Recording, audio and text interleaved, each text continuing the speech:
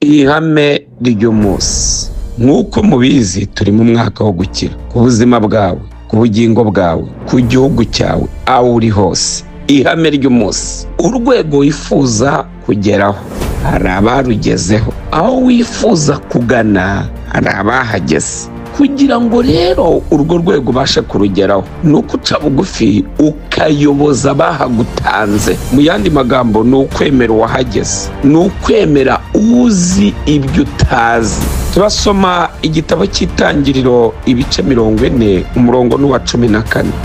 Aravuze ngo maze uzanyibuke ubwo uzabona ibyiza, uzangirira neza, ndakwinginze uzamvuge kuri Farawo umwuze muri iyi nzu. Urumva, uyu ni Yosefu uciye bugufi, atitaye ngo jyewe ngo nundi umuheburayo mvuka kwa Yakobo wa Isaka, Isaka wa Abrahamu. Oya, yaciye bugufi kubera ibihe yari arimo.